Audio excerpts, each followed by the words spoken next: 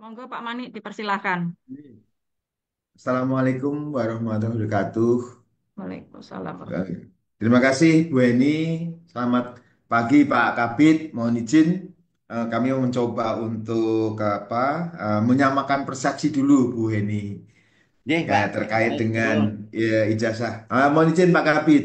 Nggih. Ya, sebelum nanti Mas Yudan akan menyampaikan terkait dengan manajemennya, mungkin kita perlu menyamakan persepsi dulu, Bapak Ibu yang hadir semua di sini, Bapak Kepala Cabang ya, Pak Cabang atau yang mewakili, kemudian Bapak Ibu Kepala Sekolah ya, SMA, SMK, SLB di Provinsi Jawa Tengah. Ada beberapa hal yang mungkin perlu kita samakan persepsi dulu terkait dengan eh, data induk ijazah. Ya. Mohon izin, saya coba share file ya.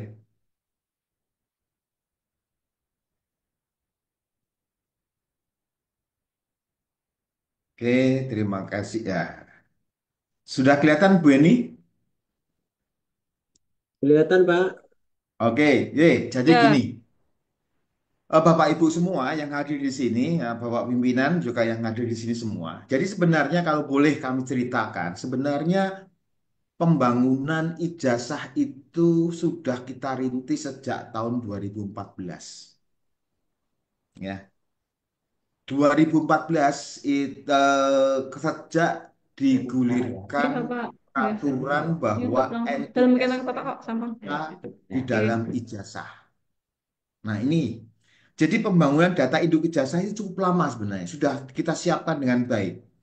Ya, kalau boleh kita cerita dulu, Dapodik itu dibangun tahun 2011, kemudian masuk di ijazah itu NISN tahun 2014, kemudian selanjutnya terintegrasi dengan EMIS, kemudian membuat rekam didik. Setelah menjadi rekam didik, kemudian rekam didik itu anak historisnya tahu ya, historis tahu dulu SD-nya di mana, SMP-nya mana, dan segala macam. Kemudian kita sandingkan dengan data induk nasional setelah muncul Perpres satu data, semua merujuk kepada NIK dan selanjutnya. Nah, akhir tahun kemarin 2024 kami dipanggil sama diminta untuk membangun tata kelola data induk ijazah. Nah, ini sebenarnya final dari suatu progres yang cukup panjang ya. 2014 sekarang 2025 berarti sudah 11 tahun kita coba bangun, tapi tidak langsung langsung membangun ijazah dalam satu mekanisme, tidak. Tetapi kita proses dulu, perbaiki satu, dua, tiga, dan seterusnya.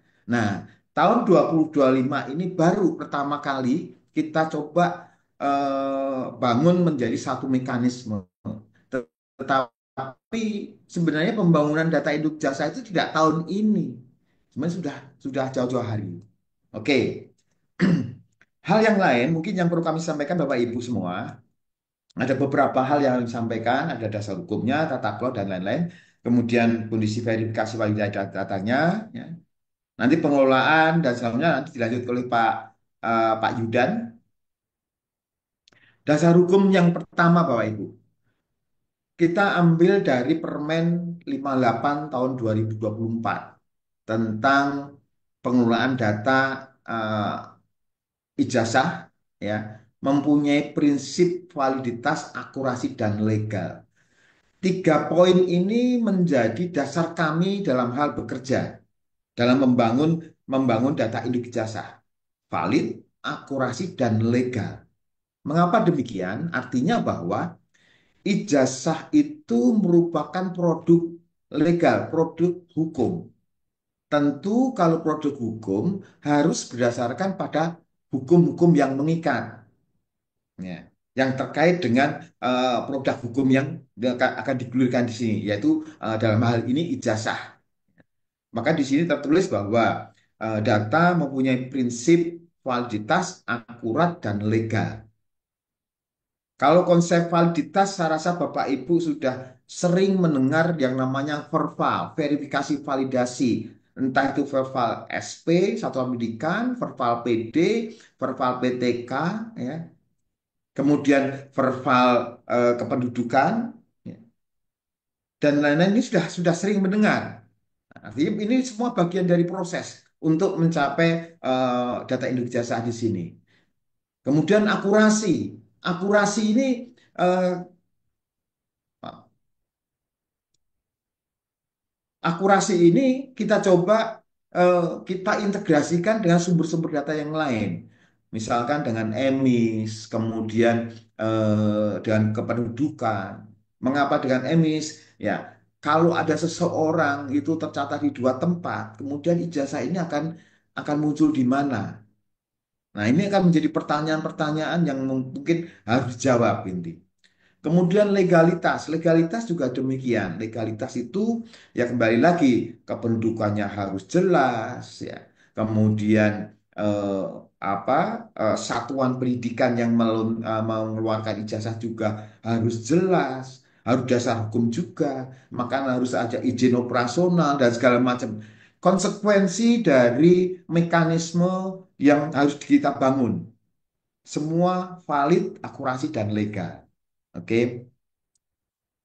Kemudian dasar hukum yang dua ya, yang di sini ada di bab 2 tentang ijazah pasal 3. Ini tertulis bahwa ijazah diberikan kepada peserta didik yang telah menyelesaikan proses pembelajaran yang sesuai dan ketentuan peraturan perundang-undangan dan memenuhi syarat kelulusan yang ditetapkan oleh satuan pendidikan.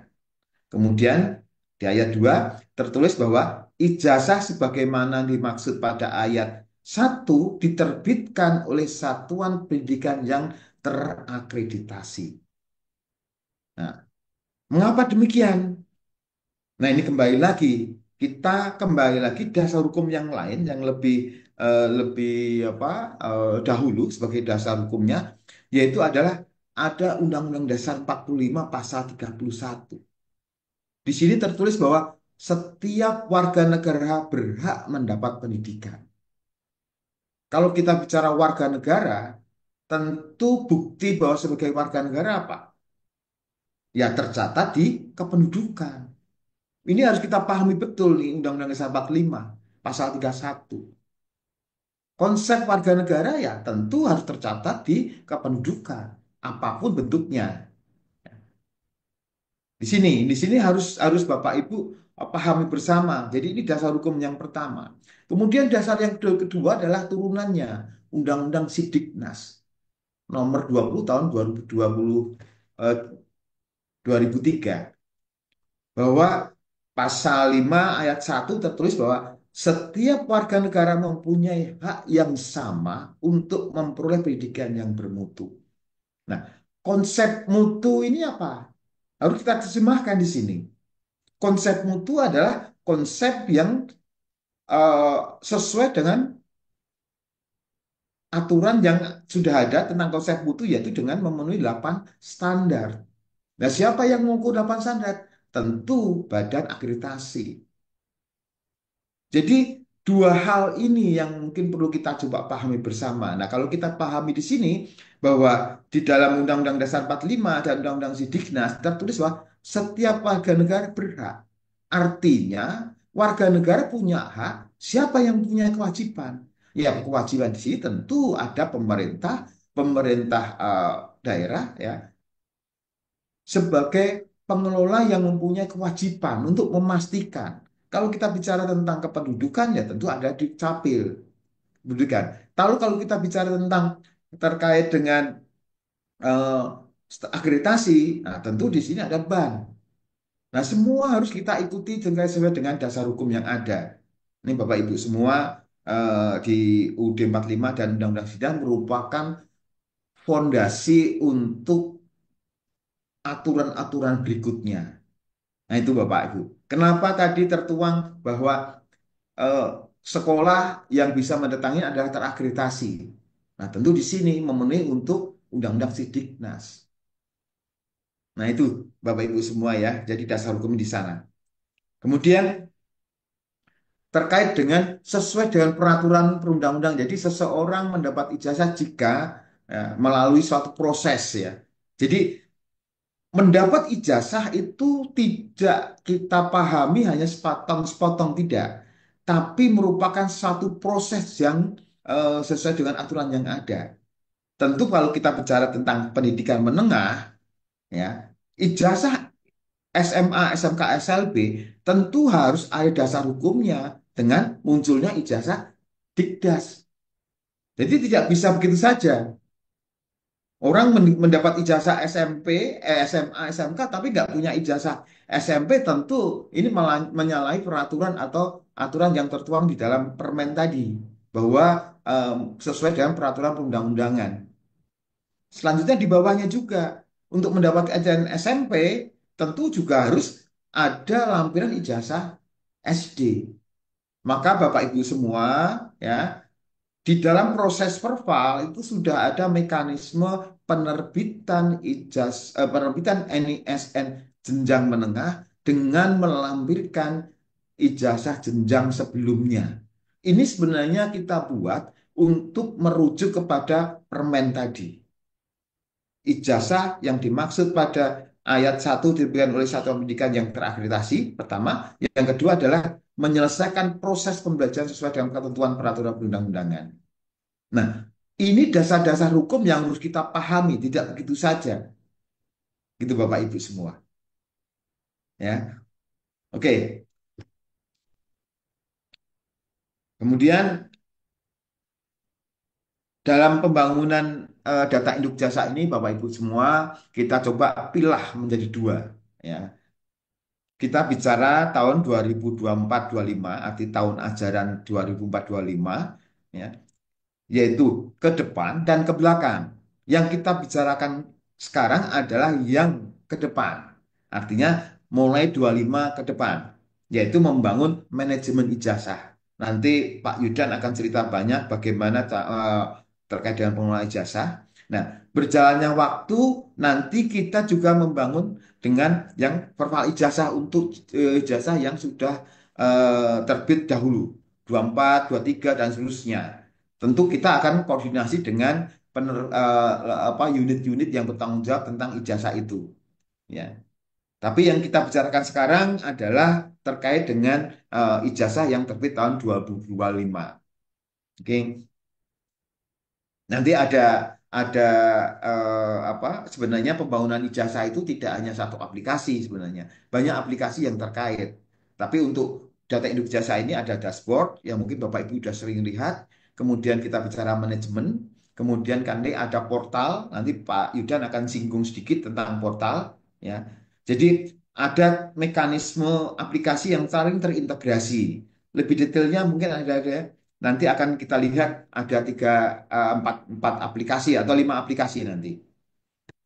Oke.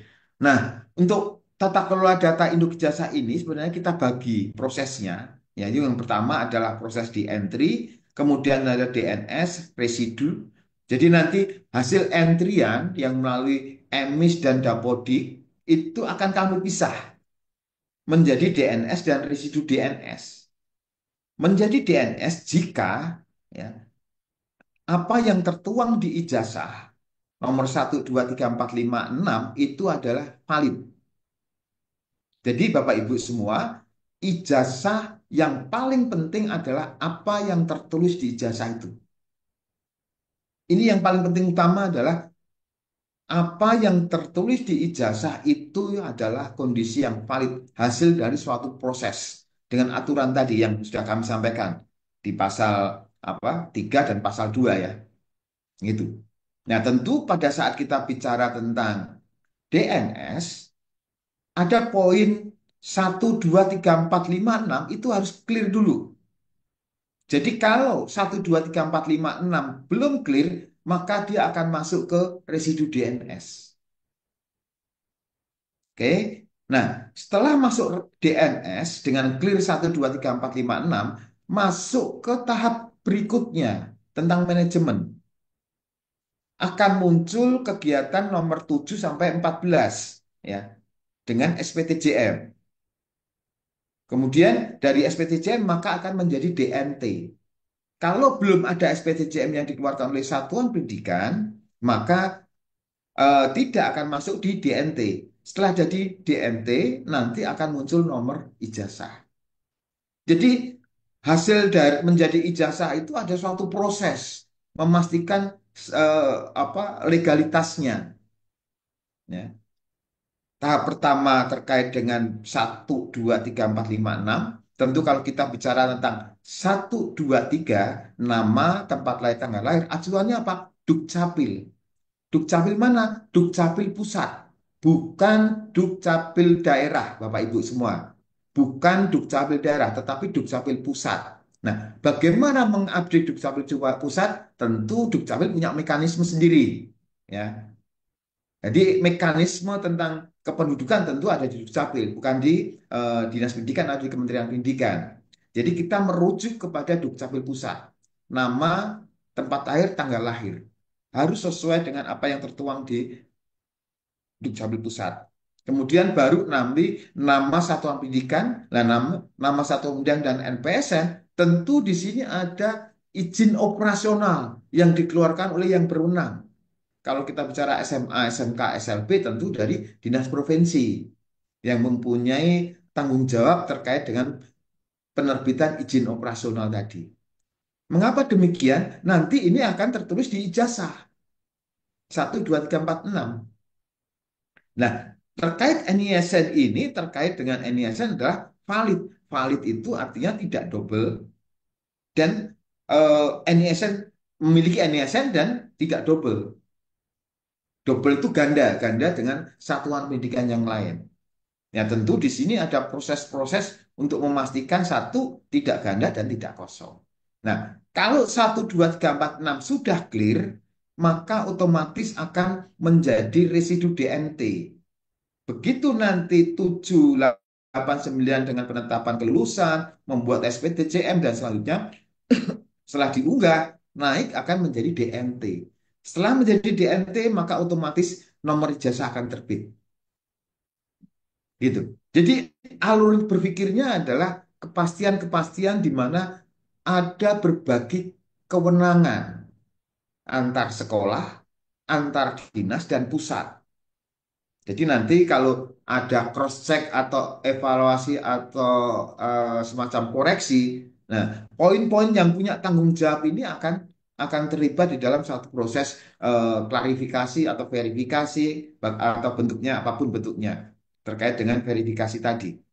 Misalkan ada ijazah yang perlu dipertanyakan, ya tentu di sini sekolah punya peran, dinas punya peran, di pusat pun punya peran sesuai dengan apa yang tertulis di ijazah itu siapa yang tanda tangan. Kemudian siapa yang melalui dinas nanti melakukan approval itu akan terrecord dengan di digital digital. Nah, kemudian kalau di sekolah kelulusannya apakah dia melalui proses proses pembelajaran atau tidak? Maka nanti kan kaitannya dengan e-rapot nanti akan disambungkan juga. Artinya bahwa jejak digital itu tidak bisa eh, terlewati. Pasti akan terkoreksi dengan baik jika perlu dikoreksi. Siapa yang bertanggung jawab, siapa yang melakukan approval dan segala macam kita akan ketemu. Apakah mereka melalui proses pembelajaran dan seterusnya. Itu Bapak Ibu cuma jadi apa perlu dipahami. Maka pesan kami begini Bapak Ibu semua bahwa operator jadi penting ya terkait dengan login. Jangan sampai login itu dikasihkan ke orang yang teman lain yang nanti takutnya itu menjadi catatan digital. Ya. Ini yang mungkin perlu Bapak Ibu pahami betul ya. Jangan sampai bahwa kaitannya dengan terutama di ijazah di sini, login jadi penting, siapa yang bertanggung jawab nanti akan tercatat dengan baik. Mengapa ini kami sampaikan lebih awal supaya Bapak Ibu semua mengikuti mekanisme yang ada. Karena ini kita bicara tentang digital ya, rekam didik itu, rekam akses itu juga akan tercatat dengan baik. Oke, secara teknis ya Bapak Ibu semua, ini ada flow-nya, flow secara umum ya. Jadi mulai entry, entry nanti diapodik, emis dan ban. Ya. Kemudian setelah itu ada proses verifikasi, validasi. Proses verifikasi validasi ini Bapak Ibu bisa lihat di apa Verval ya terkait dashboard validasi. Siswanya yang valid berapa, apa kependudukannya yang valid berapa dan segalanya akan kelihatan semua di situ. Memang kami sengaja untuk public domain supaya semua ikut kontrol. Kalaupun nanti perlu begitu nanti selesai atau 2 tahun, 3 tahun ke depan ada masalah, kita bisa kami buka semua terkait dengan apa kondisi informasi yang sudah kami berikan secara publik ya terkait dengan rangkuman data-data rangkuman di sini. Nah, setelah nanti valid ya di Verval ini Bapak Ibu semua proses validasinya tentu ada di Verval ya. Ya, ada sistem yang lain yang terkait, tetapi datanya tetap satu. Nah, baru nanti kalau sudah menjadi DNS yang valid masuk ke manajemen. Setelah manajemen selesai di tab 3 di sini muncul nomor induknya, maka masuk ke portal ijazah. Nah, nanti ke depan ya, tadi yang saya sampaikan ada portal ijazah ini untuk mekanisme ijazah-ijazah yang sudah terbit ya. Ini nanti ada mekanisme sendiri yang sedang kita bangun di sini. Tapi yang kita coba bicarakan di sini hanya sampai ke ijazah terbit tahun 2025. Nah, Bapak Ibu semua, sebenarnya kalau boleh kami historiskan ya, akhir tahun kemarin sekitar November Desember ya, kami dapat tugas untuk mengintegrasikan ini semua. Dan 29 Januari kita sudah membuat surat edaran ke semua dinas provinsi dan kabupaten kota ya. Sudah kita bangun namanya dashboardnya dan kita coba sosialisasikan. Artinya sebenarnya kita merujuk kepada verbal, kepastian data yang ada tertulis di ijazah nanti. Ya. Nah ini alhamdulillah progresnya cukup bagus. Kalau kita lihat Bapak Ibu, sejak tanggal 6 Februari, tadi tanggal 29 ya kita terbitkan edaran, kemudian 20 tanggal 6 Februari kita coba pantau untuk kondisi Jawa Tengah, progres pendidikan menengah, yaitu SMA, SLB, dan SMK. Ini penurunan cukup drastis ya, ya. Penurunan siswanya hampir 3 bulan, 2 bulan setengah gini, hampir 3 bulan di sini sudah turun kurang lebih sekitar 3.139. Nah, turunnya ini ada dua kemungkinan, yaitu tadi data yang double, sekolah yang siswa yang double dan selama ini keluar nih pasti. Entah itu double dengan Kemenak, dengan atau dengan non formal dan segala macam ini sudah mulai keluar. Kemudian residu NISN selama 2 bulan setengah, hampir 3 bulan ini turun 826. Nah, residu NISN ini ada dua kemungkinan, kosong atau eh, double, tercatat juga tetap, itu turun. Bapak bisa cek sampai ke kabupaten kota, kecamatan, sampai ke apa wilayahnya ini. Daerah mana yang apa penurunan cukup bagus ini. Artinya Bapak Ibu semua sekolah sudah care dengan validitas data, kami mencoba untuk membetulkan. Nah, kependudukan pun juga sudah turun bagus nih. Hampir 3 bulan ini hampir 9 berturun 9.101 per hari kemarin 2007 maksudnya. 27 eh, April ya. Ini tanggal 28. Udah turun kurang lebih 9 ribuan. Jadi data ini sudah merujuk ke validitas di mana siswa menjadi unik tunggal ya. Unik dan tunggal dan tidak ganda ini sudah merujuk ke sana. Jadi kalau data sudah valid, maka apa yang tertulis di jasa akan mudah untuk dipertanggungjawabkan tentang keabsahan tadi. Nah, tinggal nanti kita bicara manajemen. Siapa yang pengesahan-pengesahan itu dari mulai kepala sekolah, kemudian dari dinas, ya, kemudian dari pusat, itu baru nanti kelihatan semua siapa yang ikut bertanggung jawab di situ. Oke, nah ini coba Bapak Ibu posisi sekarang ya. Ini saya ambil untuk Jawa Tengah. Ini sebenarnya sudah tidak terlalu masih kecil, sudah kecil ini sebenarnya. Kalau kita lihat ya, total peserta didik itu ada 410 ribuan ya. 410.078 ya, dari 2.354 satuan pendidikan dari mulai SMA, SMK ya. kemudian SLB. Kemudian kalau kita lihat ini, kita lihat residunya. Residunya sebenarnya sudah tidak terlalu banyak, hanya 176 siswa dari sekolah yang terakreditasi. Jadi ini kemungkinan NISN-nya double atau kosong. Kemudian 35 dari sekolah yang tidak terakreditasi, yaitu 4 sekolah. Artinya nanti tinggal bagaimana memastikan 35 anak yang sekolah tidak terakreditasi ini numpang di mana. Nah ini monggo artinya ini kewenangan dinas ya. Nah nanti muncul di DNS. DNS menjadi residu DNT. Nah mohon izin Bapak Ibu semua di sini tertulis sebenarnya kalau boleh kami coba sampaikan. Ini nanti ini kemarin uji coba saja. Nanti eh, sejak di digulirkan terkait dengan timeline DNS yang oleh Direktorat Jenderal, makanya akan di reset, dinolkan dari DNT-nya ya. Ini kemarin hanya uji coba saja 23 satuan ya.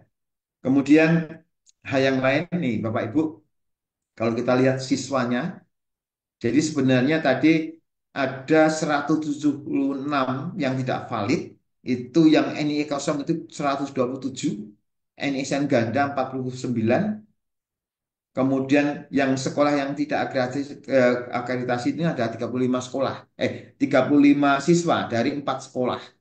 Jadi sebenarnya kalau kita lihat ini sudah cukup bagus, 99,95% siswa SMA, SMK, SLB di Provinsi Jawa Tengah sudah kondisi valid. Ya. Kemudian dari sisi NISN. Nah, kemudian kami lihat di sini NISN-nya dahulu. Jadi valid valid DNS itu jika nanti ada dua ya, kependudukan betul, kemudian NISN juga valid. Saya contohkan, ini saya contohkan di Kecamatan Kebumen, Kabupaten Kebumen. Ya, ada 3 sekolah di sini. SMK Al-Falah Sumberadi Kebumen. Ini akreditasi B, SMA Plus Bani Ibrahim Kebumen C, SMK Ma'arif 3 Somal Langu Kebumen ada akreditasi B. Muridnya yang mau ikut uji mau dapat ijazah ada kelas akhir ini ada 86, 33 dan 90. Nah, di sini ada yang valid 75 untuk SMA Al-Falah. Kemudian ada 9 NISN yang kosong. Nah, otomatis pasti 9 anak ini tidak akan menjadi DNS. Maka pasti tidak akan mendapat NISN nomor induk ijazah, nomor ijazah nasional. Otomatis itu. Karena akan ketahan di residu. Akan ketahan di residu. Sebelum tidak dibetulkan ya pasti tidak akan sampai ke DNT nanti. Nah ini mohon dipahami, jadi Bapak Ibu mohon izin eh, jangan berpikir nanti kan ada. Tidak, karena ini kita bicara tentang digital ya. Artinya segala sesuatu harus ada tanggung jawabnya. Karena ini ijazah produk hukum yang harus kita pahami bersama dan kita junjung bersama. Semua dengan mekanisme yang ada. Ya, contoh misalkan SMA Plus Bani, ini ada NSN kosong. Ya, satu. Tentu tidak akan masuk ke DNS. Kalau tidak masuk DNS, tentu tidak akan masuk ke DNT. Kalau tidak masuk DNT, tentu tidak akan mendapat nomor ijazah. Pasti itu. Karena ini mekanisme sistemnya begitu. Bagaimana kebetulannya? Nah, tentu peran sekolah jadi penting di sini. Tentang kepastian, tentang apa yang akan tertulis di ijazah nanti. Oke. Kemudian saya contohkan tadi yang 9 Al-Falah nih. Ya, moga-moga ada teman operator dari SMK Al-Falah Sumber Adik Kebumen ini hadir ya. Kemudian kami coba cek, ternyata 9 anak ini semua terkait dengan rekam didik. Jadi ini di kelas tengah ini. Solusinya gimana? Ya, dengan Papal PD, lampirkan ijazah SMP-nya, pasti akan terbit. Ijazah SMP-nya. Saya lihat beberapa sudah datanya sudah valid kependudukannya. Terus nanti apakah Bapak Ibu ini akan betul sendiri? Ya, tentu kalau Bapak tidak melakukan upload ijazah ya pasti tidak akan terbit-terbit. Karena itu yang dibutuhkan. Karena apa? Untuk kelas A, kelas menengah, kelas SMA, tentu harus dilampirkan ijazah SMP-nya. Nah itu Bapak Ibu, mohon izin ini untuk SMK Al-Falah Sumberadi Kebumen ya, ada 9 anak. Ini sudah sampaikan awal ya, awal-awal ini. Jadi nanti kalau misalkan Bapak Ibu nanti orang tuanya protes dan segala macam, saya kembalikan ke sekolah, saya kembalikan ke dinas. Ya, jadi itu apa mekanisme yang ada. Artinya bahwa eh, tanggung jawab ini merupakan tanggung jawab bersama sesuai kewenangannya. Contoh yang satu lagi ini SMP SMK, SMKS plus Bani Ibrahim. Ini contoh nih, sama. Tiba-tiba dia masuk tercatat di kelas 11 dan kelas 12. Bagaimana cara mengurus NISN-nya? Lampirkan ijazah SMP-nya dengan melalui mekanisme verval PD. Jadi sebenarnya mekanisme ini sudah kita bangun dulu, sudah cukup lama. Jadi sebenarnya kalau sekarang kita coba untuk keperluan ijazah, sebenarnya kita sudah prepare dengan mekanisme-mekanisme apa yang untuk memastikan apa yang tertuang di ijazah. Nah, ini contoh-contoh ya, Bapak Ibu semua silakan bisa cek ya. Untuk publik itu bisa sampai ke rangkuman sekolahnya. Nah, ini contoh lain tentang kepala sekolah. Kepala sekolah ini juga harus dipastikan. Contoh ini di Cilat ada 11 11 ya, 11 kepala sekolah yang tercatat rangkap nih. Contoh sampai salah satu Cilacap. Nih, SMK Muhammadiyah Cimanggu, NPSN sekian, ini tercatat dua. Ini kami buka publik karena memang ini kita coba apa muncul apa bisa dilihat ya, tercatat dua kepala sekolah penugasannya. Yang satu sebagai kepala sekolah sebagai guru tetapi penugasan di kepala sekolah. Harus dipastikan nanti yang tanda tangan siapa nih sih. Nah, mohon izin tentu di sini peran dinas sama sekolah ini jadi penting di sini terkait dengan apa siapa kepala sekolah yang definitif yang ditentukan oleh kalau kita bicara sekolah swasta tentu di peran yayasan jadi penting. Kalau ke sekolah negeri tentu di sini ada dinas yang paling penting ya. Ini contoh-contohnya. Nah, itu contoh-contoh kondisi apa kondisi progres dari data yang ada. Nah, nanti di sini Bapak Ibu ini sebenarnya sudah disinggung terkait dengan tahapan, nanti Mas Yudan lebih detail terkait dengan pemutahiran data SP dan PD, kemudian ada dashboard tahap kedua, kemudian ada verval PD dan segala macam. Kemudian masuk ke langkah ketiga yaitu penetapan kelulusan. Setelah masuk ke penetapan kelulusan, masuk tahap keempat yaitu tentang SPTJM. Kemudian setelah selesai SPTJM masuk langkah kelima yaitu daftar nominasi tetap DNT. Baru nanti tahap 6 ada penerbitan ijazah. Nah, ini ada peran dan kewenangan satuan pendidikan mempunyai tugas memutakhirkan data PD, kemudian memeriksa data kepala sekolah, menetapkan status kelulusan PD, peserta didik, dan mengunggah SPTJM. Ini peran-peran dari kepala sekolah. Kemudian dari dinas memastikan data satuan pendidikan, akreditasinya, nomenklaturnya, kepala sekolah. Maka di sini penentuan sekolah yang belum terakreditasi menumpang di mana, ini tentu peran apa dinas jadi penting. Ya. Nah, pada saat menumpangkan ini juga harus ada surat SK-nya. Ya. SK yang dikeluarkan oleh dinas bahwa sekolah ini numpang kemana gitu. Itu ada di dashboard. Mekanisme sudah ada. Nah, ini terkait kan dengan menetapkan relasi legalitas tadi. Kemudian melakukan verifikasi pada SPTJM yang diambil oleh sekolah, kemudian membuat laporan rekapitulasinya. Nah, nanti langkah berikutnya di direktur dan di Pusdatin. Misalnya saya aja. Nah, di sini tentang validasi data, ya, yang pertama peserta didik Bapak Ibu, yang di sini adalah NISN, tidak kosong, unik, terus kemudian identitas.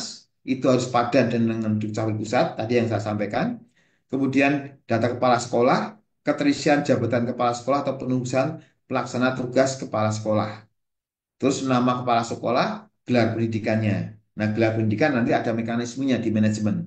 Nanti disinggung oleh Pak Yudan nanti. Kemudian satuan pendidikan, jadi ini nomenklaturnya, ya, sesuai dengan izin operasional yang diterbitkan oleh yang berwenang. Kemudian akreditasi, akreditasi ini mekanisme di BAN, ya, Badan Akreditasi Nasional di sini. Jadi kami di Pusdatin sifatnya hanya mengintegrasikan dari sumber-sumber yang sesuai kewenangannya tadi. Nah, nanti sebenarnya ini tidak perlu kami sampaikan, Bapak Ibu sudah sering melihat kenapa double, ini Bapak Ibu bisa lihat di quality control tadi. Quality control, kemudian kosong ya, kemudian terkait dengan kependudukan. Nah, ini Bapak Ibu semua, pada saat kita bicara pemadanan, NIK itu 6 variabel kita padankan, tidak hanya satu. Ada NIK, nama, tempat lahir, tanggal lahir, nama ibu kandung, dan jenis kelamin. Ini kita padankan bersama dengan Dukcapil. Kalau kita padankan hanya 4, yang 2 kosong, itu nggak bisa. Nggak bisanya bukan dari kami, dari Dukcapilnya sendiri. Jadi Dukcapil itu menghendaki pemadanan itu langsung 6 variabel. Jadi bukan kami yang meminta, Dukcapil yang menentukan. Harus 6 variabel ini harus dipadankan semua. Nah, nanti ada yang kemarin nanya, Pak Manik, kalau di ijazah itu kan nama ibu kandung itu kan tidak masuk di ijazah, tapi kenapa harus dipadankan? Nah, ini kembali jawabannya, bahwa proses pemadanan ke Dukcapil Pusat itu 6 variabel itu bersamaan, nggak bisa sepotong-sepotong. Enam-enamnya harus betul semua, valid semua baru kita padan. Nah, ini pengelolaan residu data ya, Bapak Ibu semua. Di sini ada NISN kosong ya. Nanti Bapak Ibu dari operator bisa melakukan klaim, kemudian di situ melalui Verval PD di NISN kelas lanjut. Terus nanti operator satuan pendidikan pengisian NISN. Nah, ini sebenarnya sudah biasa dilakukan oleh teman-teman semua. Kemudian tahap kedua tidak pada Dukcapil. Nanti ini kami mencoba mengintegrasikan dengan Dukcapil Pusat dengan catatan tadi Bapak mencoba mengkoreksi, nanti otomatis ya. Memang ada beberapa hal yang tidak bisa Bapak Ibu lakukan harus lewat koordinasi Dinas Pendidikan, nanti Dinas Pendidikan dengan Pusdatin. Kalau ada misalkan Bapak Ibu merubah NIK-nya. Nah, pada saat merubah NIK tentu istilahnya tidak tidak open, harus melalui eh, eh, Dinas Pendidikan, nanti Dinas Pendidikan yang koordinasi dengan kami gitu terkait dengan pemadanan khusus kalau ingin merubah NIK-nya. Jangan sampai nanti ini terjadi, semua orang atau semua sekolah atau ini bisa merubah-rubah, nanti eh, bisa tambah repot nanti NIK-nya orang lain diambil sendiri dan segala macam, nanti jadi jadi merusak data induk ya. Ini untuk sekolah yang double ya, siswa yang double maksud kami ini juga juga harus selesaikan contoh-contoh ya. Ini anak yang double nanti dengan verbal PD itu akan dikeluarkan dengan melampirkan surat aktif ya, surat aktif yang ditandangin oleh kepala sekolah. Nah, ini artinya jika nanti ada masalah, surat pernyataan aktif ini yang akan menjadi referensi untuk menyelesaikan masalah yang ditangani oleh kepala sekolah. Ini untuk aktif dan ganda, ini ada eh, mekanismenya juga di Peral PD, jadi dari mulai operator sekolah melakukan salah satu, kemudian lewat Dapodik kalau ganda dinonaktifkan, tetapi kalau misalkan ini dengan yang tidak aktif nanti bisa dilakukan merger. Ya. Saya rasa nih Bapak Ibu terkait dengan NISE dan Verval PD, Verval PTK ini sudah Verval PD, Verval SP ini saya sudah terbiasa Bapak Ibu ini terkait dengan Verval. Tapi intinya Bapak Ibu semua ini adalah memastikan isi data yang tertuang di ijazah itu merupakan hasil proses verifikasi validasi yang ada dasar hukumnya. Kalau kita bicara tentang nama, tempat lahir, tinggal lahir, acuannya adalah kependudukan. Kalau kita bicara tentang NISN dan NPSN, tentu dengan mekanisme yang ada selama ini. Saya rasa itu aja dulu yang bisa kami sampaikan, Mbak. Kurang lebihnya mohon maaf, nanti biar diterangkan ke manajemen langsung dengan Yudan, karena nanti lebih penting di manajemennya apa-apa yang harus dilakukan oleh teman-teman operator sekolah, operator dinas, ya, tentang penugasan dan fungsi-fungsi apa yang dilakukan. Saya rasa itu saja. Terima kasih. Saya kembalikan ke moderator, Mbak Heni. Tapi intinya mohon izin kami ingatkan bahwa ijazah itu produk hukum. Ya, Oke, siap. harus kita pegang itu. Jangan sampai produk hukum tidak kita dasari dengan hukum. Gitu Mbak Heni. Nah, ini monggo pertanyaan dulu atau langsung ke Yudan dulu. Menurut saya sampai ke Yudan dulu aja supaya eh, gimana? Langsung presiden. Kita lanjut langsung ke Mas Yudan dulu ya, Ya, Pak Manik ya, ya, biar sekalian aja biar nanti ya. nyambung, biar Iya, nyambung. Oke, iya, silakan. iya, matur suwun Pak Manik. Terima kasih teman-teman semua yang masih ada di ruang Sumedeng juga. Mungkin ada beberapa pengawas. Ini Alhamdulillah Pak Manik ini juga ada pengawas yang masuk di ruang Zoom ataupun nanti di ruang YouTube. Nantinya bisa memberikan pembinaan kepada satuan pendidikan di mana satuan pendidikannya itu masih ada residu DNS. Kami minta bantuan dari pengawas untuk bisa melakukan pembinaan kepada satuan pendidikan tersebut. Lanjut untuk materi selanjutnya, Mas Yudan, apakah sudah join dengan kita? Sampun, Mbak ini. Oke, Alhamdulillah. Terima iya. kasih Mas Yudan. Monggo Nggih, matur suwun. lanjut. Terima kasih. Bismillahirrahmanirrahim. Assalamualaikum warahmatullahi wabarakatuh. Ya, salam sejahtera buat kita semua. Terima kasih dari sisi Mbak Eni, Pak Kapit, kemudian dari sisi rekan-rekan cabang dinas, kemudian kepala sekolah, kemudian dari sisi pengawas juga ada di sini, gitu. Mohon izin Pak Manik mau menyampaikan terkait dengan dari sisi teknikal pengelolaan manajemen ijazah, gitu, Pak. Mohon izin, Pak. Oke, izin saya share screen terkait dengan mekanisme pengelolaan data untuk ijazah. Tadi sebenarnya sudah banyak, hampir semuanya sudah disampaikan sama Pak Malik terkait dengan mekanisme yang ada. Jadi intinya mungkin saya sedikit mengulang terkait dengan tahapan-tahapan dari sisi apa nanti secara teknikalnya ya kondisinya. Jadi yang perlu dipastikan di sini tadi sudah disampaikan sama Pak Malik juga bahwa ada validitas yang perlu dipastikan terkait dengan data peserta didik, kemudian data kepala sekolah, dan data satuan pendidikan. Nah, di sini kondisinya kita coba mulai dulu dari sisi satuan pendidikan. Nah, tadi sempat disinggung sama Pak Manik terkait dengan akreditasi. Artinya, sesuai dengan peraturan dari sisi permen yang kemarin sudah terbit, itu bahwa yang dapat melakukan penerbitan terkait dengan ijazah adalah satuan pendidikan yang terakreditasi. Nah, untuk sampai dengan saat ini, kita tetap masih berproses terkait dengan hasil dari sisi penerbitan akreditasi atau kondisinya perpanjangan dari sisi akreditasi yang dilakukan oleh rekan-rekan PDM untuk diintegrasikan ke kita. Nah, kondisi saat ini posisinya kemarin hasil dari sisi SK yang baru itu kondisinya sedang disiapkan dari sisi rekan-rekan Ban PDM untuk kondisinya diintegrasikan ke kita. Nah, untuk kondisinya terkait dengan data satuan pendidikan yang tidak terakreditasi, tadi sudah disampaikan dari sisi Pak Manik bahwa kondisinya itu terkait dengan satuan pendidikannya itu nanti ada yang disebut dengan relasi legalitas. Nah, relasi legalitas adalah dari sisi satuan pendidikan yang tidak terakreditasi direlasikan terhadap satuan pendidikan yang terakreditasi. Nah, untuk mekanismenya bagaimana? Nah, untuk mekanisme penetapannya berarti nanti seluruh mekanisme terkait dengan koordinasi dari sisi apa penetapan relasi legalitas ini itu dilakukan dari sisi dinas. Dalam artian di sini kondisinya dari sisi Dinas Pendidikan Provinsi. Nah, ini adalah contoh di mana bagaimana kita nanti dari sisi dinas melakukan relasi legalitas. Nah, terkait dengan penetapan relasi ini, itu kondisinya akan muncul informasinya di dalam dashboard.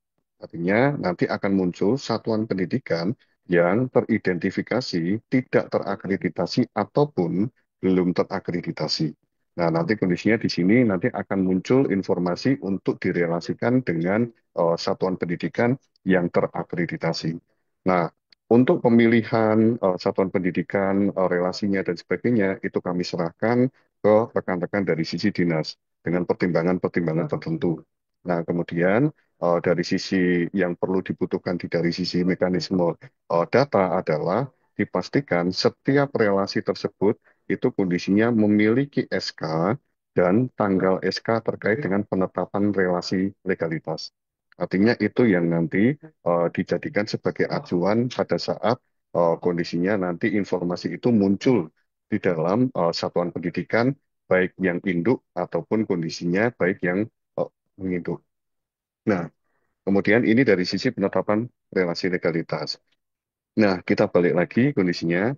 Hal yang lain terkait dengan mekanisme pengelolaan ijazah pasti otomatis akan erat kaitannya dengan terkait dengan data peserta didik. Nah, tadi sudah disampaikan sama Pak Mani bagaimana kondisinya untuk penyelesaian-penyelesaian dari sisi mekanisme baik dari sisi NISN ataupun identitas. Karena tadi intinya adalah terkait dengan peserta didik harus dipastikan dari sisi dua validitas. Yang pertama, validitas terkait dengan NISN dan validitas terkait dengan data kependudukan.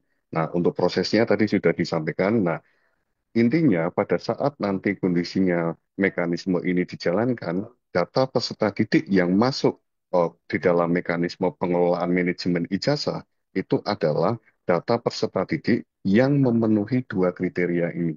Artinya memenuhi validitas terkait dengan NISN dan memenuhi validitas terkait dengan data kependudukan. Nah, artinya kalau misalnya belum memenuhi ini, masih di dalam tahapan residu peserta didik atau residu DNS. Nah, itu nanti silakan dilakukan perbaikan sesuai dengan ekosistem yang ada, yaitu melalui mekanisme dapodik dan verbal BD. Nah, kemudian saya coba lanjut kondisinya terkait dengan mekanisme pengelolaan. Nah, kondisinya. Nah, ini dari sisi mekanisme pengelolaan satuan pendidikan. Nah, untuk mekanisme pengelolaan di dalam satuan pendidikan, itu kondisinya kita akan menampilkan beberapa informasi di sana, yaitu kondisinya terkait dengan beranda. Nah, di dalam beranda ini, kondisinya dari sisi rekan-rekan itu tinggal melihat task list yang memang sudah disediakan. Jadi sudah ada informasi terkait dengan data informasi yang ada di sana adalah task list yang perlu dikerjakan oleh satuan pendidikan. Kemudian beberapa informasi-informasi mulai dari sisi kepala sekolah, kemudian mulai dari sisi tahapannya sudah sampai mana, semuanya ada di mekanisme beranda ini. Nah, kemudian ada di poin kedua, yaitu terkait dengan jadwal. Nah, dari sisi jadwal, itu nanti tiap masing-masing satuan pendidikan itu berdasarkan dengan jenjangnya akan dapat melihat terkait dengan jadwal yang memang sudah ditetapkan. Mulai dari sisi jadwal penetapan kelulusan, kemudian unggah SK penetapan kelulusan, SPTJM, sampai dengan nanti penomoran dari sisi eh, ijazah. Kalau kemarin kondisinya berarti nomor ijazah nasional NIN ya kondisinya. Jadi nanti sampai dengan penomoran dari sisi induk ijazah. Nah, kemudian di poin berikutnya itu ada kepala sekolah. Nah, di dalam mekanisme kepala sekolah ini kondisinya sudah difasilitasi informasi kepala sekolah yang tercatat dari sisi dapodik berdasarkan dengan manajemen dinas dalam artian di sini untuk penugasan dan sebagainya. Nah, nanti akan muncul berapa kepala sekolah yang ada atau tercatat di dalam satuan pendidikan tersebut. Nah, untuk kepala sekolah yang masih ganda, itu mohon nanti dipastikan yang pertama itu terkait dengan penugasan. Nah, kemudian yang kedua itu dikaitkan terkait dengan tanggal selesai tugas. Artinya, ini banyak satuan pendidikan itu kondisinya memiliki lebih dari satu kepala sekolah. Nah, indikasinya adalah apa? Tanggal selesai tugasnya itu tidak diisi. Artinya dia masih tercatat sebagai kepala sekolah. Yang satu mungkin bisa tercatat sebagai kepala sekolah definitif, dan yang kedua itu tercatat sebagai kepala sekolah PLT dan sebagainya. Nah, itu ada. Nah, artinya yang perlu dipastikan tadi, masalah terkait dengan dari sisi kepala sekolah itu tanggal penugasan, mohon maaf. Kemudian yang kedua itu adalah terkait dengan tanggal selesai tugas. Nah, kemudian ini di poin berikutnya itu terkait dengan informasi lainnya, yaitu ada yang namanya relasi legalitas. Nah, di dalam relasi legalitas ini, di dalam manajemen ijazah, akan muncul informasi relasi legalitas jika kondisinya satuan pendidikan tersebut itu memang direlasikan oleh dinas, terutama untuk satuan pendidikan yang tidak terakreditasi terhadap satuan pendidikan yang terakreditasi. Nah, semua informasinya akan muncul di sini baik kondisinya dari sisi daftar sekolah yang menumpang ataupun kondisinya daftar sekolah induknya. Jadi informasi sudah tertuang di dalam mekanisme pengelolaan manajemen ijazah ini, terutama untuk yang relasi legalitas. Nah, untuk poin yang dari sisi DNS, itu kondisinya sudah kita berikan informasi di sini, mulai dari sisi daftar yang peserta didik yang sudah valid DNS, yang artinya memenuhi dua kriteria tadi, valid Dukcapil dan valid NISN, validitas. Nah, kemudian di sini kondisinya akan muncul mekanisme terkait dengan penetapan kelulusannya. Jadi nanti mekanisme kelulusannya bagaimana, nanti saya akan coba sampaikan terkait dengan itu. Kemudian nanti ada unggah SK penetapan sampai dengan SPTJM. Seperti yang Pak Manik sampaikan, mekanisme dari sisi pengelolaan ijazah ini kondisinya sifatnya itu kondisinya berupa tahapan. Jadi tahapan pertama itu kondisinya memastikan terkait dengan validitas. Tahapan kedua itu memastikan terkait dengan kelulusan. Tahapan ketiga memastikan terkait dengan unggah SK penetapan kelulusan. Tahapan keempat itu adalah SPTJM. Nah, artinya beberapa tahapan tadi kondisinya itu yang memang dikelola dari sisi manajemen ijazah ini. Nah, Jin, saya lanjutkan. Nah, ketika kondisinya nanti sudah pada tahapan SPTJM dan SPTJM tersebut itu disetujui, maka kondisinya nanti datanya akan masuk ke dalam daftar nominasi tetap. Nah, di dalam daftar nominasi tetap itu, sesuai dengan hasil diskusi rekan-rekan PDM, nanti dari sisi Pusdatin akan diberikan waktu 3 hari untuk melakukan penomoran secara massal, secara nasional, itu kondisinya untuk jenjang yang memang sudah disepakati. Artinya, nanti setelah batas waktu persetujuan SPTJM, penomoran ijazah itu nanti akan dilakukan selama 3 hari dari sisi batas waktu cut-off untuk SPTJM. Nah, informasinya akan muncul di mana? Informasinya akan muncul di dalam daftar penomoran. Artinya, setiap peserta didik, kondisinya yang sudah diterbitkan nomor ijazahnya, itu nanti akan masuk di dalam mekanisme penomoran ijazah. Kemudian izin. Nah, ini adalah informasi di bagian beranda. Nah, di dalam informasi di bagian beranda ini, itu sudah ada informasi kondisinya terkait dengan nama satuan pendidikan, kemudian terkait dengan kepala sekolahnya, kemudian di sini tahapannya sudah sampai mana, kalau kondisinya bahasanya adalah dot ya, dotnya itu sudah sampai mana. Nah, kemudian taslis apa saja yang memang belum dikerjakan. Jadi informasi yang ada di sini itu adalah informasi umum dari sisi satuan pendidikan. Nah, jikalau nanti kondisinya informasi di sini ternyata ada, diidentifikasi ada kepala sekolah lebih dari satu, maka informasi itu akan muncul di sini untuk diselesaikan terlebih dahulu terkait dengan kepala sekolahnya. Nah, kemudian terkait dengan nomenklatur dari sisi satuan pendidikan, pastikan itu kondisinya mekanisme terkait dengan perubahan nama satuan pendidikan dilakukan melalui koordinasi dengan Dinas Pendidikan melalui laman Virtual SP. Nah, artinya segala bentuk terkait dengan informasi yang ada di sini itu adalah berdasarkan dengan hasil dari sisi ekosistem yang ada, baik dari sisi Virtual SP, kemudian ataupun dari sisi Dapodik terkait dengan manajemen kepala sekolah. Nah, di bagian tahapan ini sudah muncul informasinya, artinya masing-masing satuan pendidikan dapat mengetahui saat ini berada di tahapan mana di dalam mekanisme stepper dot ini. Kemudian di bagian task list itu adalah informasi terkait dengan tugas-tugas yang memang informasikan untuk dilakukan oleh setiap satuan pendidikan. Nah, kemudian ini terkait dengan relasi legalitas.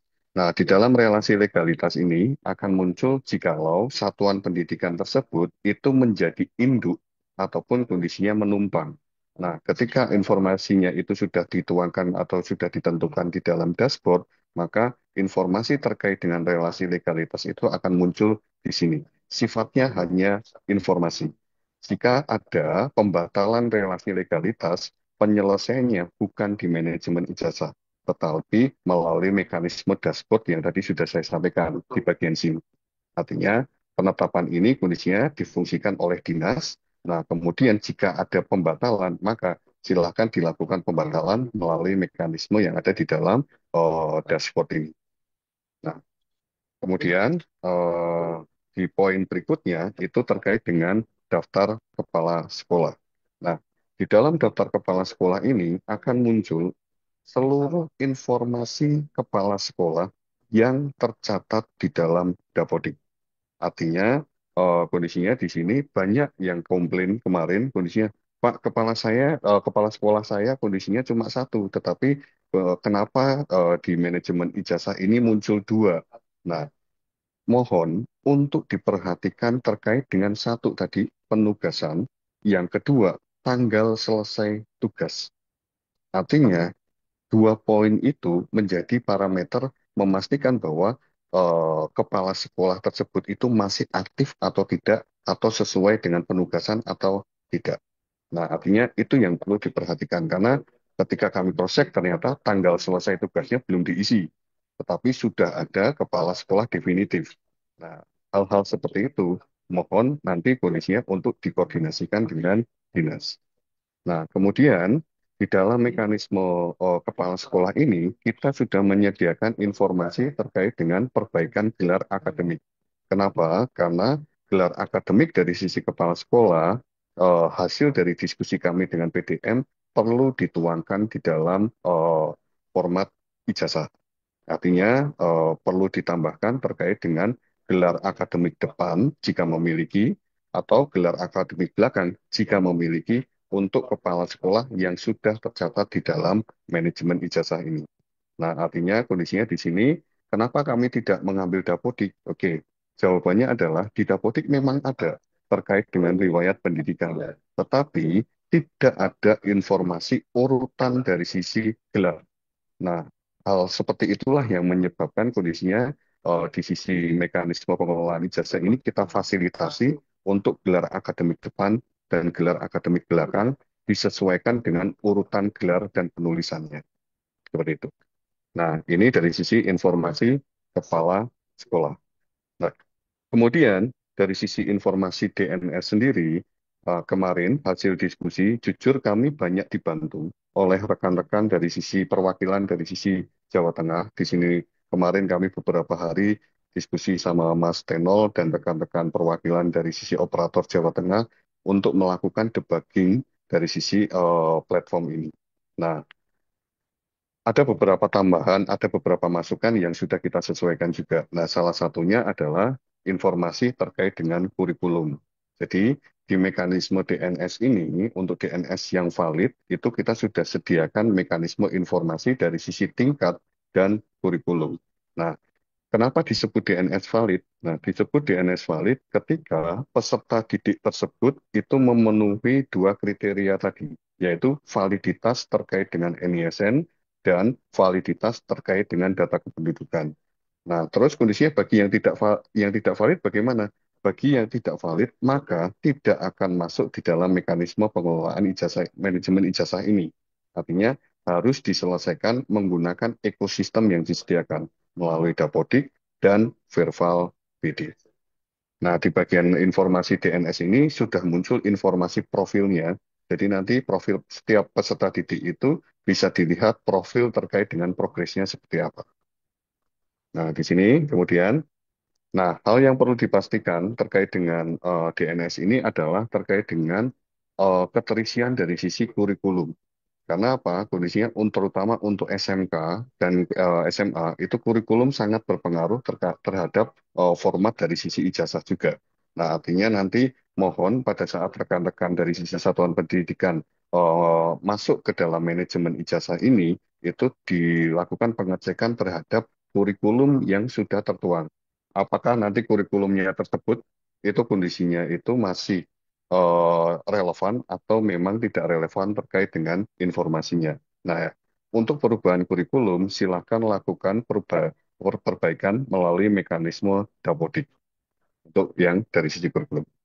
Nah, di dalam mekanisme DNS ini ada mekanisme terkait dengan penetapan kelulusan. Nah, informasi yang muncul di sini sudah kita pilah menjadi tiga bagian, yaitu kondisinya data peserta didik yang belum ditetapkan kelulusannya, kemudian data peserta didik yang sudah ditetapkan kelulusannya tetapi dinyatakan tidak lulus, dan data peserta didik yang sudah ditetapkan dengan dinyatakan lulus. Nah, seluruh informasinya sudah ada di dalam tabs ini. Nah, kondisinya untuk mekanisme kelulusannya bisa menggunakan mekanisme per masing-masing atau tiap peserta didik atau kondisinya dilakukan dengan melakukan kelulusan semua. Nah, artinya informasi yang ada di sini kondisinya ketika dilakukan kelulusan semua, maka seluruh data peserta didik tersebut akan pindah ke dalam tabs lulus. Seperti itu. Nah, ini dari sisi penetapan kelulusan. Artinya, dari sisi satuan pendidikan tidak dapat lanjut ke mekanisme berikutnya ketika peserta didik tersebut itu belum dilakukan kelulusan semuanya. Artinya bisa ditentukan lulus ataupun tidak lulus, baru bisa lanjut ke tahapan berikutnya. Nah, kemudian ketika satuan peserta didik di satuan pendidikan tersebut itu sudah ditentukan kelulusannya, maka tahapan berikutnya yaitu kondisinya melakukan unduh format dari sisi penetapan kelulusan. Nah, berikutnya adalah melakukan unggah SK penetapan kelulusan yang sudah ditandatangani oleh kepala sekolah dan sudah diberikan nomor terkait dengan nomor SK penetapan. Nah, artinya di sini dari sisi mekanisme informasi itu sudah disediakan formatnya. Di dalam format tersebut sudah tertuang identitas-identitas peserta didik yang ada sebagai lampiran. Jadi semua informasinya sudah ada.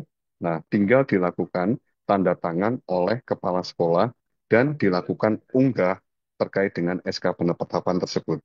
Nah, pada saat unggah, nanti ditentukan nomor penetapan kelulusannya berapa, dan tanggal penetapan kelulusannya berapa, kemudian filenya tinggal diunggah.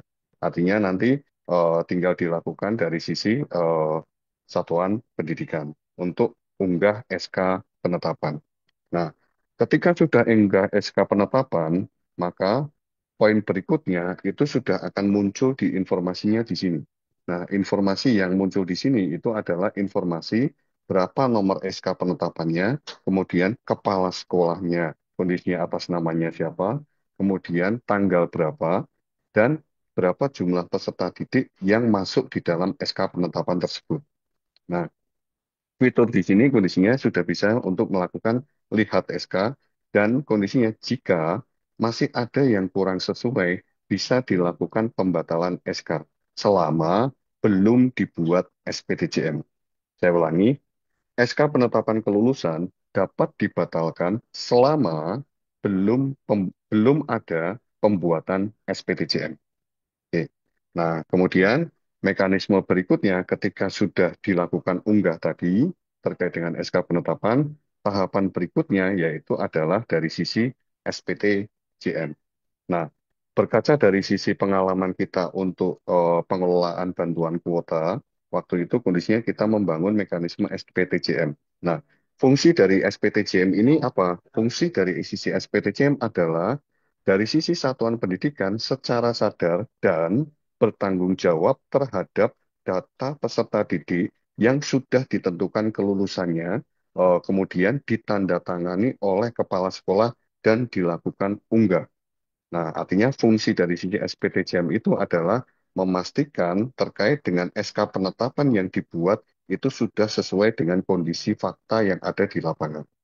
Nah, dengan eh, dilampirkan dari sisi tanda tangan basah dari sisi kepala sekolah.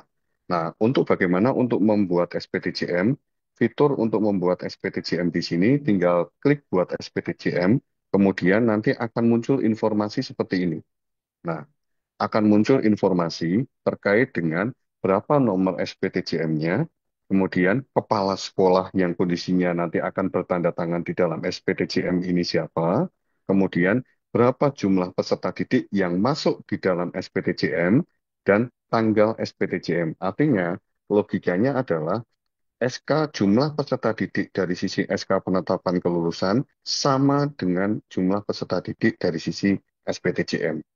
Nah, kemudian ketika kondisinya sudah dilakukan unduh dari sisi format SPTJM yang sudah disediakan, itu nanti tinggal dilakukan tanda tangan oleh kepala sekolah dan dilakukan unggah. Nah, ketika sudah dilakukan unggah, maka nanti akan muncul informasi terkait dengan dari sisi satuan pendidikan, tinggal menunggu proses persetujuan SPTJM yang nanti akan dilakukan oleh Dinas Pendidikan. Artinya, seluruh satuan pendidikan wajib untuk melakukan unggah SK penetapan kelulusan dan unggah SPTJM yang ditandatangani oleh kepala sekolah. Nah, ketika kondisinya sudah dilakukan unggah SPTJM, SPTJM dapat dibatalkan dengan catatan belum disetujui oleh dinas. Ketika SPTJM tersebut sudah disetujui sama dinas, oleh dinas, maka SPTJM tidak dapat dibatalkan. Seperti itu. Nah, kemudian hal berikutnya, nah ketika sudah melakukan unggah, nanti kondisinya akan muncul informasi seperti ini. Kondisinya, pengajuan SPTJM sedang dalam antrian persetujuan dinas. Nah, informasi ini nanti akan muncul di dalam dinas untuk disetujui. Nah, ketika nanti sudah disetujui ataupun ditolak, nah nanti ada dua kemungkinan terkait dengan SPTJM. Itu kondisi hasil verifikasinya bisa jadi SPTJM tersebut disetujui atau bisa jadi SPTJM tersebut ditolak. Nah, jika SPTJM tersebut itu ditolak, maka akan muncul informasi seperti ini.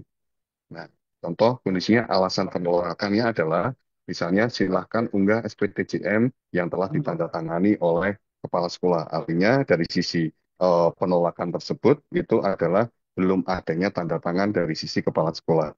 Nah, nanti dari sisi satuan pendidikan tinggal balik lagi untuk melakukan unggah ulang format dari sisi yang sudah disediakan dari sistem dan ditandatangani, kemudian dilakukan unggah ulang SPTJM yang sudah ditandatangani oleh kepala sekolah. Nah, ketika kondisinya sudah dilakukan perbaikan terkait dengan SPTJM, maka nanti menunggu proses verifikasi dari sisi dinas. Nah, ketika verifikasi dari sisi dinas dinyatakan diterima, maka nanti akan muncul informasi terkait dengan SPTJM yang diajukan sudah disetujui oleh dinas. Nah, di sini tinggal melakukan, di sini ada informasi tinggal menunggu hasil penomoran ijazah nasional yang nanti akan dilakukan kondisinya 3 hari setelah cut off SPTJM. Begitu. Oke. Nah, untuk lanjutannya, ketika kondisinya sudah posisinya masuk ke tahapan SPTJM, nah di sini ada tahapan berikutnya yaitu DNT atau daftar nominasi tetap. Nah, di dalam daftar nominasi tetap ini sudah kita berikan dua informasi, yaitu residu DNT dan valid DNT. Nah, apa itu residu DNT? Residu DNT adalah kondisinya daftar peserta didik yang sudah dibuatkan SPTJM, tetapi masih menunggu proses persetujuan dari sisi dinas. Nah, itu akan masuk kondisinya ke dalam residu DNT. Ataupun kondisinya ditolak oleh dinas, maka nanti akan masuk di dalam residu DNT. Nah, kemudian ketika sudah disetujui oleh dinas, maka di dalam daftar nominasi tetap ini, data peserta didik tersebut akan berpindah ke dalam tabs valid DNT. Nah, di dalam tabs valid DNT ini kondisinya tinggal menunggu pemrosesan dari sisi penomoran ijazah. Nah, ketika sudah dilakukan penomoran ijazah secara nasional oleh Pusdatin, maka kondisinya di sini akan muncul daftar peserta didik yang sudah diberikan nomor. Nah, kemudian di bagian sini juga bisa dilakukan pencetakan berdasarkan dengan format ijazah yang sudah disediakan. Nah, artinya nanti segala bentuk informasi terkait dengan hasil penomoran dan pencetakan itu nanti ada di dalam daftar penomoran ijazah ini. Artinya nanti seluruh peserta didik yang berhasil melewati seluruh tahapan tadi, mulai dari sisi validitas peserta didik, kemudian terkait dengan dari sisi SK penetapan kelulusan, SPTJM, DNT, sampai dengan penomoran, akan muncul di dalam daftar penomoran ijazah ini dan tinggal dilakukan pencetakan terkait dengan berdasarkan dengan format ijazah yang sudah ada. Nah, ini adalah output akhir dari sisi manajemen ijazah. Artinya, dari sisi rekan-rekan satuan pendidikan tadi, mohon untuk dipastikan terkait dengan validitas dari sisi satuan pendidikan, terutama dari sisi nomenklatur dan akreditasi. Nah, kemudian yang kedua, itu validitas terkait dengan kepala sekolah, pastikan penugasan dan tanggal selesai tugas. Kemudian yang ketiga, terkait dengan peserta didik, yaitu validitas terkait dengan NISN dan validitas terkait dengan data kependudukan. Nah, sampai dengan nanti proses bisnis ini kondisinya selesai sampai dengan penomoran ijazah. Nah, untuk dari sisi hasil dari sisi penomoran ijazah ini, nanti tadi sudah sempat disinggung sama Pak Manik, kondisinya ada tahapan berikutnya, yaitu kondisinya terkait dengan portal atau kondisinya dari sisi layanan, itu nanti ada yang disebut dengan portal ijazah. Nah, izin saya sampaikan sebentar terkait dengan portal ijazah. Nah, untuk dari sisi portal ijazah ini, berarti data peserta didik yang kondisinya tahun 2004, 2024, 2025 ini kondisinya yang sudah diterbitkan terkait dengan penomoran ijazah, maka secara otomatis akan bisa diakses melalui laman ijazah.data.kemdikbud.go.id dengan mekanisme pencarian yang tertuang di dalam laman ini. Jadi mulai dari sisi nama sekolah yang kondisinya menerbitkan ijazah, kemudian nama pemilik ijazahnya, nomor seri ijazahnya, dan tanggal lahirnya. Nah, ketika sudah dicari informasinya, nanti akan muncul informasi bahwa data tersebut ditemukan atau tidak ditemukan. Nah, ketika data tersebut itu ditemukan, maka nanti akan muncul informasi nama peserta didiknya, kemudian nomor seri ijazahnya, dan tercatat di satuan pendidikan mana. Nah, untuk informasi detailnya itu nanti akan muncul di sini kondisinya akan muncul informasi terkait dengan nama peserta didiknya dan daftar ijazahnya secara garis besar seperti ini. Nah, informasinya akan muncul seperti ini. Nah, di sini akan muncul berapa jumlah ijazah yang kondisinya sudah terintegrasi di dalam data induk ijazah. Nah, kemudian informasi lanjutannya saat ini kondisinya peserta didik, kondisi data peserta didiknya itu seperti apa. Tadi Pak Manik sudah menyampaikan bahwa ijazah itu merupakan proses, hasil sebuah proses. Nah, di sini sudah kita informasikan juga bahwa informasi proses belajar mengajar yang dilakukan seperti apa sampai dengan integrasi dengan Eraport dari sisi data. Ya, memang kondisinya dari sisi informasi belum semuanya optimal, tetapi dengan adanya kondisinya tahun pertama ini kita melakukan pengelolaan data induk ijazah, harapannya ke depan mulai dari sisi validitas dan keterisian dari sisi informasi yang ada di dalam tiga platform tadi, dashboard, pengelolaan ijazah, dan portal ijazah, akan lebih optimal di tahun berikutnya. Mungkin itu dari saya, kurang lebihnya mohon maaf. Wabillahi taufik walhidayah. Wassalamualaikum warahmatullahi wabarakatuh. Saya kembalikan lagi ke Mbak Eni. Monggo Mbak Eni.